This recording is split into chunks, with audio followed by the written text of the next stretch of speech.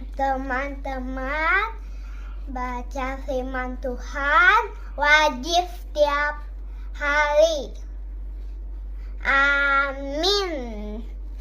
Halo teman-teman, baca firman Tuhan wajib setiap hari. Amin. Sebelum kita baca firman Tuhan, kita bernyanyi dari Quende nomor 219, Isedo Alealeta.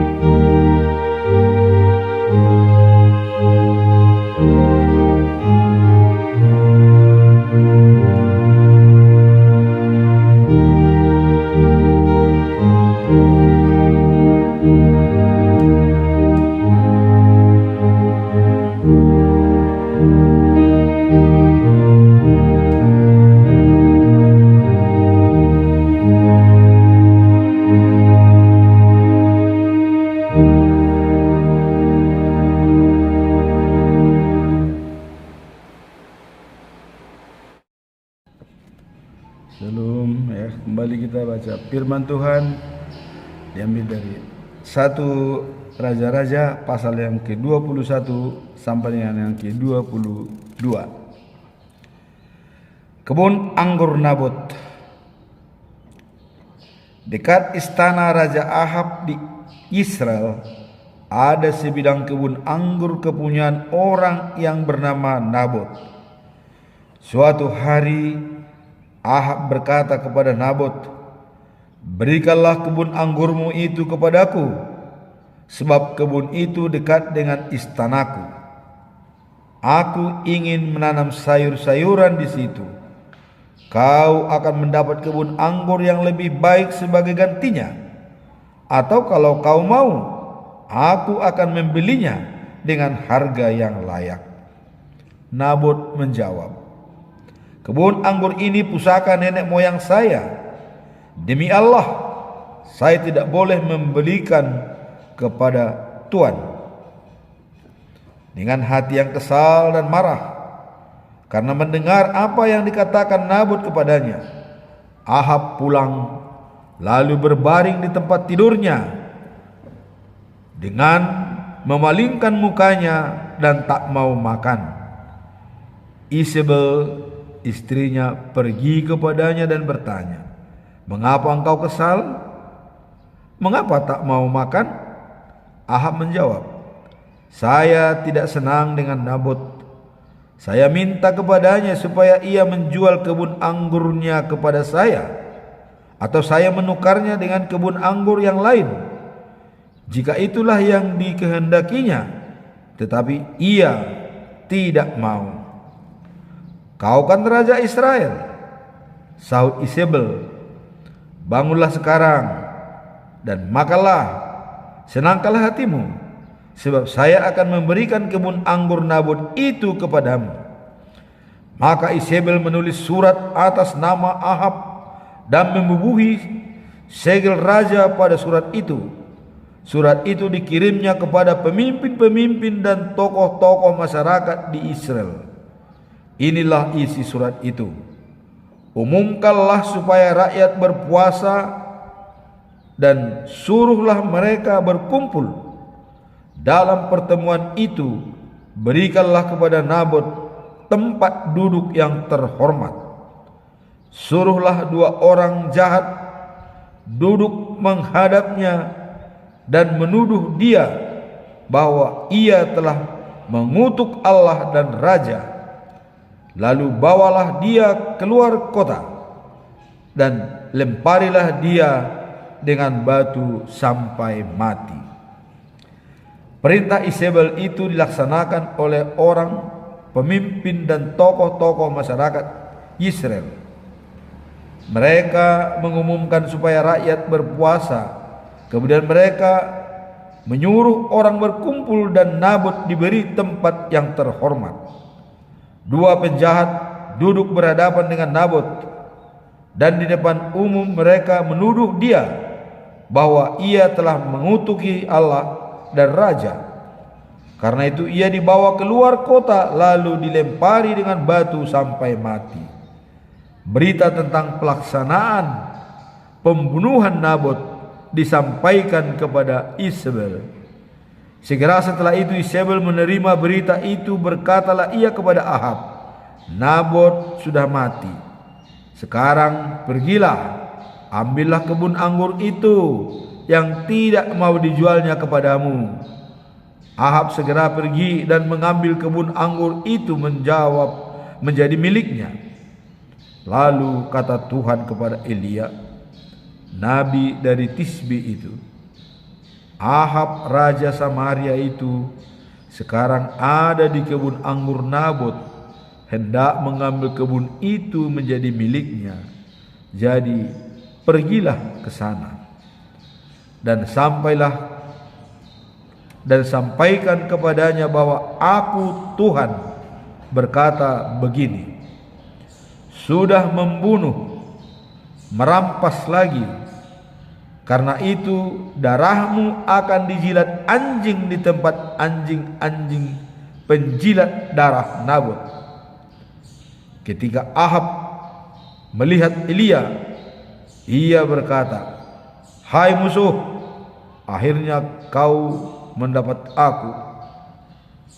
"Benar," sahut Elia, "karena Tuhan dengan nekat melakukan yang jahat pada pemandangan Tuhan, maka inilah yang dikatakan Tuhan kepada Tuhan, aku akan mendatangkan bencana ke atasmu, kau akan kusingkirkan, dan setiap orang laki-laki dalam keluargamu, tua dan muda, akan kulenyapkan. Keluargamu akan menjadi seperti keluarga Raja Jerobeam anak Nebat, dan seperti keluarga Raja Baesa anak Ahia, karena engkau sudah menyebabkan orang Israel berbuat dosa sehingga membangkitkan kemarahanku. Dan mengenai Isabel, Tuhan berkata bahwa badannya akan dimakan anjing dan di dalam kota Yisrael. Siapa saja dari anggota keluargamu yang mati di kota akan dimakan anjing, dan yang mati di luar kota akan dimakan burung. Tidak pernah ada orang yang dengan tekad melakukan yang jahat pada pemandangan Tuhan seperti yang dilakukan oleh Ahab. Semua kejahatan itu dilakukannya atas dorongan Isabel istrinya. Ahab melakukan dosa-dosa yang sangat hina. Ia menyembah berhala seperti yang dilakukan orang Amori, yaitu orang-orang yang telah diusir Tuhan keluar dari negeri Kanaan pada waktu orang Israel memasuki negeri itu. Setelah itu, setelah Elia selesai berbicara, Ahab menyobek pakaiannya dan memakai kain karung sebagai tanda penyesalan, lalu berpuasa.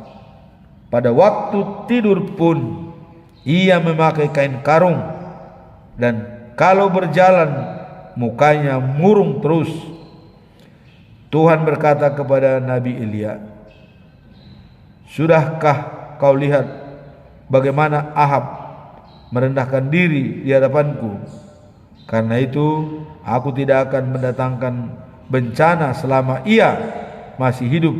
Pada masa anaknya barulah aku mendatangkan bencana itu ke atas keluarganya. Nabi Mika memperingatkan Ahab, selama 2 tahun lebih tidak ada perang antara Israel dengan Syria. Tetapi pada tahun ketiga, Yosafat Raja Yehuda pergi mengunjungi Raja Ahab Israel. Sebelum itu Ahab sudah berkata kepada para perwiranya, kalian mengetahui bahwa kota Ramot di Gilead itu milik kita. Mengapa kita tidak merebutnya kembali dari Raja Syria?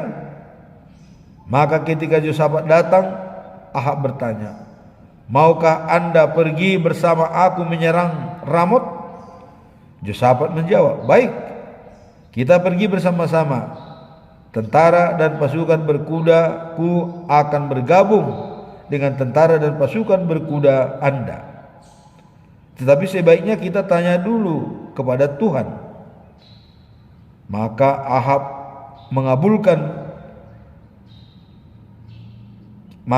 mengumpulkan kira-kira 400 nabi, lalu bertanya kepada mereka, bolehkah aku pergi menyerang Ramot atau tidak? Boleh, jawab mereka. Tuhan akan menyelamatkan kota itu kepada baginda. Tetapi Yosafat bertanya lagi, apakah di sini tidak ada nabi lain yang dapat bertanya kepada Tuhan untuk kita? Ahab menjawab, masih ada satu, Mika anak Jimla. Tapi aku benci kepadanya, sebab tidak pernah meramalkan sesuatu yang baik untuk aku, selalu yang tidak baik. Jangan berkata begitu, yahut Yosafat. Maka Ahab memanggil seorang pegawai istana, lalu menyuruh dia segera pergi menjemput Mikha. Pada waktu itu Ahab dan Yosafat dengan pakaian kerajaan kebesaran duduk di kursi kerajaan di tempat pengerikan gandum depan pintu gerbang Samaria. Sementara para nabi datang menghadap dia dan menyampaikan ramalan mereka. Salah seorang dari nabi itu yang bernama Zedekia, anak Kenama, membuat tanduk-tanduk besi lalu berkata kepada Ahab, "Inilah yang dikatakan Tuhan, dengan tanduk-tanduk seperti ini baginda akan menghantam Syria dan menghancurkan mereka." Semua nabi yang lain setuju dan berkata, "Serbulah Ramot, baginda akan berhasil, Tuhan akan memberi kemenangan kepada baginda." Sementara itu utusan yang menjemput Mikha berkata kepada Mikha, "Semua nabi yang lain meramalkan kemenangan untuk raja. Kiranya baginda juga meramalkan yang baik seperti mereka." Tapi Mikha menjawab, "Demi Tuhan yang hidup, aku hanya akan mengatakan apa yang dikatakan Tuhan kepadaku." Setelah Mikha tiba di depan raja, Ahab raja bertanya, "Bolehkah aku dan Raja Yosafat pergi menyerang Ramot atau tidak?" "Seranglah," sahut Mikha. "Tentu baginda akan berhasil. Tuhan akan memberi kemenangan kepada baginda." Ahab menjawab, "Kalau kau berbicara kepadaku demi nama Tuhan, katakanlah yang benar. Berapa kali engkau harus kuperingatkan tentang hal itu?" Mikha membalas, "Aku melihat tentara Israel kucar-kacir di gunung-gunung. Mereka seperti domba tanpa gembala. Dan Tuhan berkata tentang mereka, orang-orang ini tidak mempunyai pemimpin. Biarlah mereka pulang dengan selamat." Lalu kata Ahab kepada Yosafat, "Benar kataku, bukan? Tidak pernah ia meramalkan yang baik untuk aku, selalu yang jelek saja."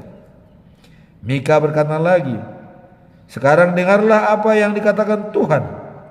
Aku melihat Tuhan duduk di tahtanya di surga, dan semua malaikatnya berdiri di dekatnya. Tuhan bertanya, siapa yang akan membujuk Ahab supaya ia mau pergi berperang dan tewas di Ramot di Gilead?" Jawaban malaikat-malaikat itu berbeda-beda.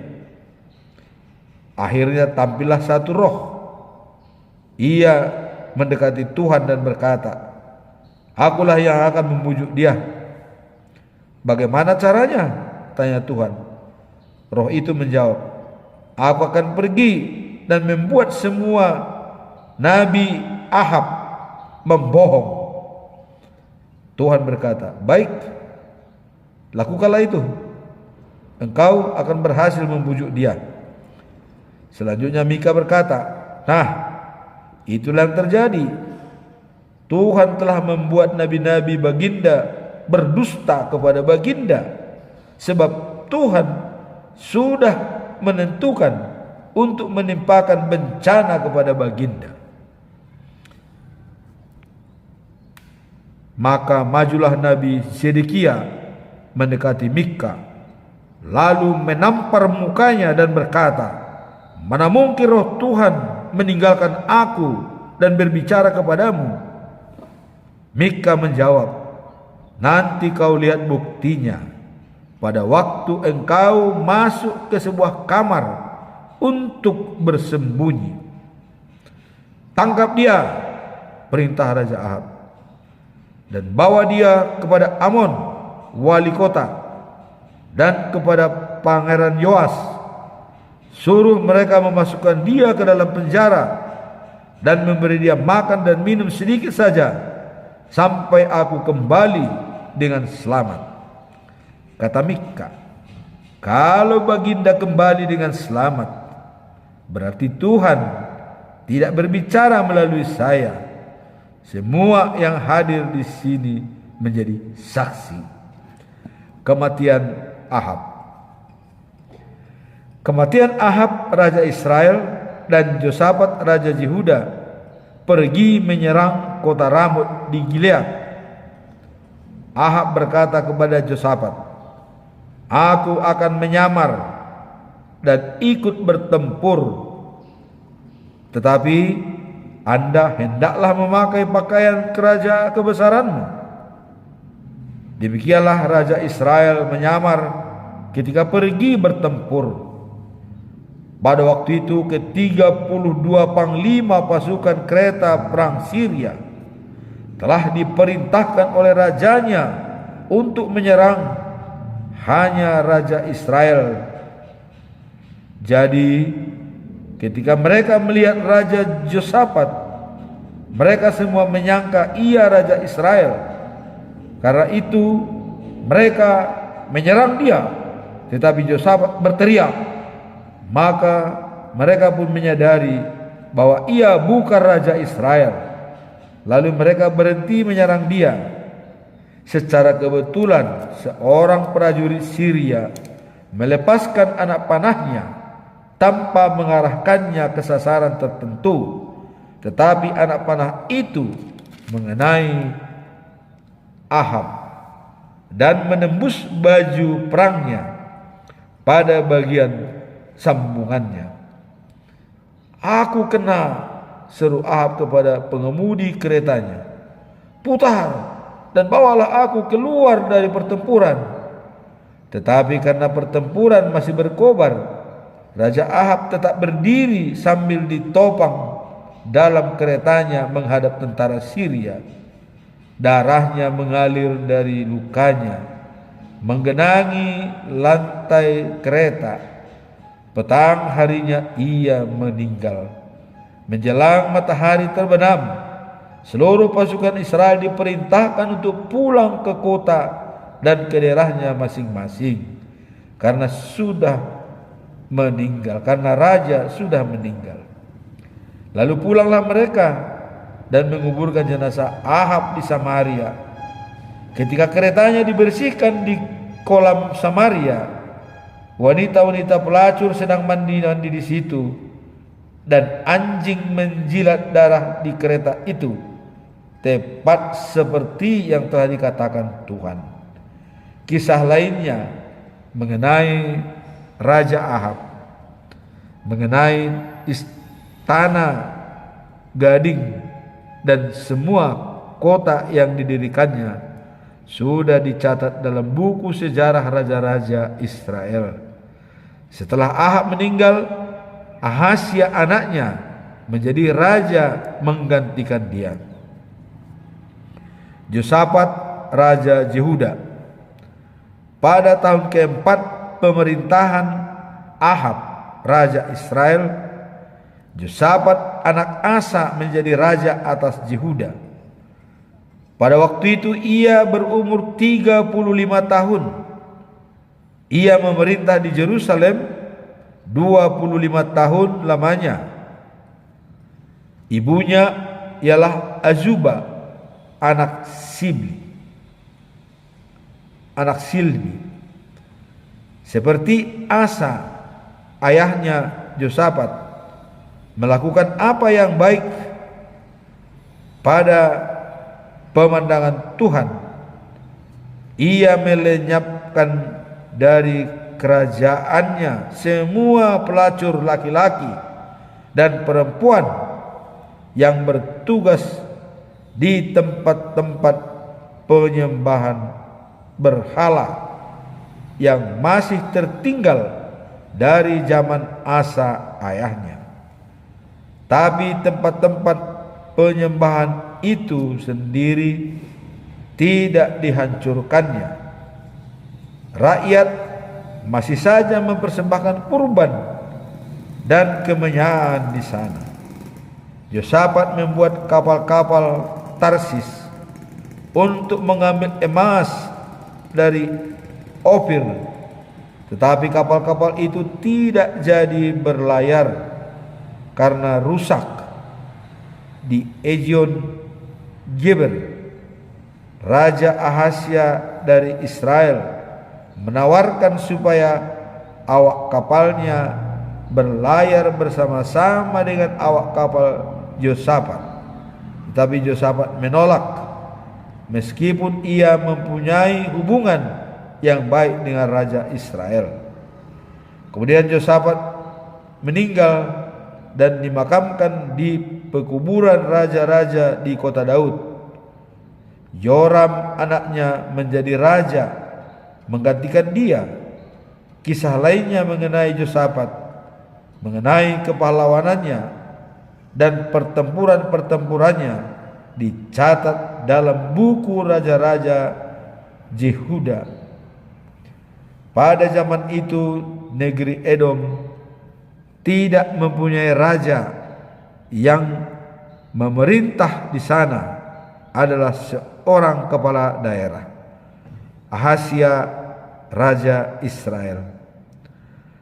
Pada tahun ke-17 pemerintahan Raja Yosafat dari Yehuda, Ahasya anak Ahab menjadi raja Israel, lalu memerintah Israel selama 2 tahun di Samaria. Ia berdosa kepada Tuhan dengan menuruti jejak ayahnya dan ibunya serta jejak Raja Yerobeam. Ia menyebabkan orang Israel berbuat dosa. Ia menyembah Baal dan mengambil dan mengabdi kepadanya, dan seperti ayahnya yang memerintah sebelumnya, ia pun membangkitkan kemarahan Tuhan Allah yang disembah oleh Israel. Demikianlah bacaan firman Tuhan yang sudah kita lihat tadi. Raja Ahab mengambil kebun anggur Nabot yang tanpa bersalah dan dibunuh lagi, sehingga Tuhan Allah marah kepada Nabot. Demikianlah bacaan firman Tuhan, semoga bermanfaat. Tuhan memberkati. Amin. Subscribe, comment, and share. Bye. Thank you for watching.